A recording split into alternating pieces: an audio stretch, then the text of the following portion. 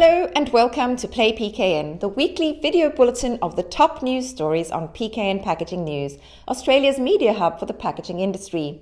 I'm PKN's publisher Lindy Hewson, and this week's episode is brought to you once again by SMC. From carton infeeds right through to palletizing, SMC has you covered with automation products featuring world-class efficiency. What a week it has been.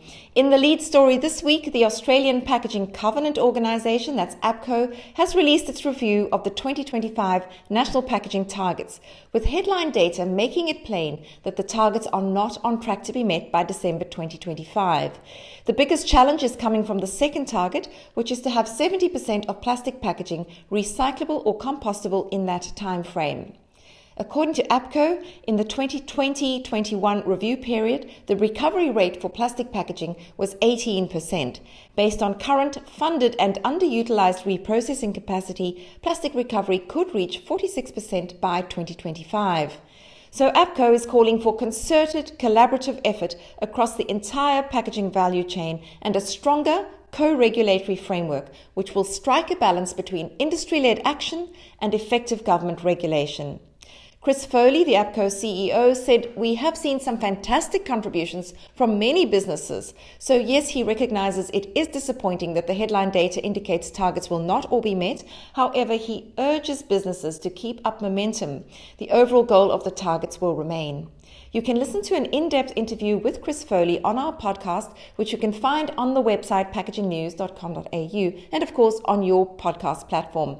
Then in some positive news on plastics recycling this week, a survey of more than 1,000 residents across Victoria, South Australia and New South Wales who are taking part in trials for the National Plastics Recycling Scheme, a soft plastics advanced recycling scheme that's currently being developed by the Australian Food and Grocery Council. This survey shows that the NPRS model of putting soft plastics in a specially supplied bag and placing it in the household recycling bin is the overwhelming favourite when consumers rank their preference for an ongoing soft plastics recycling model. So that's as opposed to taking it back to store.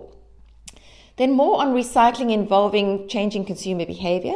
Victoria's Container Deposit Scheme, which is branded CDS Vic, is now slated for a 1 November start, with the government having appointed Visy, Tomra Cleanaway and Return It as network operators and Vic Return as scheme operator. CDS Vic is part of the Victorian Government's $515 million investment to overhaul the state's waste and recycling sector, including a new standardised 4-stream waste and recycling system to help meet a target of diverting 80% of all material from landfill by 2030. The scheme will allow the return of used drink cans, bottles and cartons for a 10-cent refund. The government said it will reduce Victoria's litter by up to 50%, create new economic opportunities and generate 645 jobs and turn drink containers into new recycled products, of course. Then, as Mars Wrigley's world-first paper-based flexible wrappers for its Mars Bar, Snickers and Milky Way chocolates hit national shelves this month, the company has just announced it is boosting its investment in the manufacturing operations at its Ballarat factory. This is where the products were developed and that's where they are packaged. This will build on more than $67 million invested since 2021. The latest round of investment at $28.8 million will bolster Mars Wrigley's local innovation and manufacturing capabilities as it continues to modernize its manufacturing operations through key equipment upgrades. The company says this modernization is important as it will pave the way for further development of sustainable packaging solutions and enable greater innovation across its filled bar and bite-sized portfolios. In total, the company has invested more than $2.5 million into its paper-based packaging project over the last 3 years, and this includes investments into its machinery and manufacturing tech, as well as the material substrate, to enable it to create a solution that retains, of course, the product quality and freshness while being able to be recycled via curbside recycling. That paper wrapper has been developed by Amcor, incidentally. In other news, UPM Raflatac is expanding its wash-off portfolio with new paper label materials that it says enhance the recycling of PET and HDPE. The company says the label materials have received European certifications of recyclability from Institute Siklos, HTP for PET and HDPE packaging, and they are now part of UPM Raflatac's Smart Circle portfolio, so look out for those. We've also seen some fun packaging design launches on shelf. Lion, owner of iconic New South Wales beer brand Tooheys, has launched a new look for its range with an overhaul of the brand's packaging designed by creative agency Weave.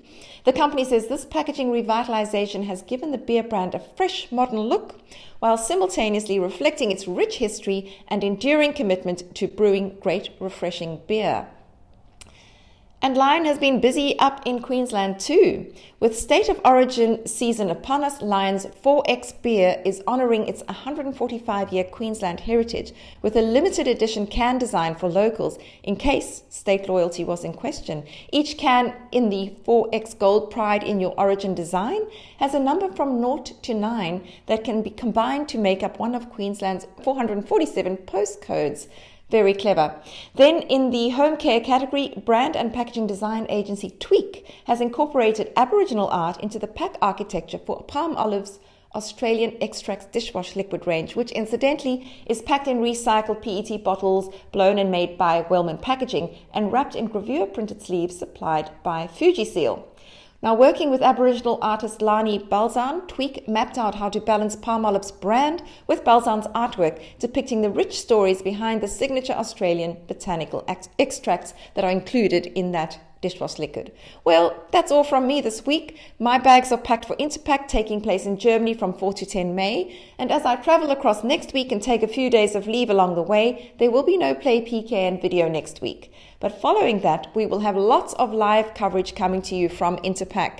So thanks for watching as ever, and don't forget to subscribe to our YouTube channel and weekly newsletter to stay up to date on the latest industry news.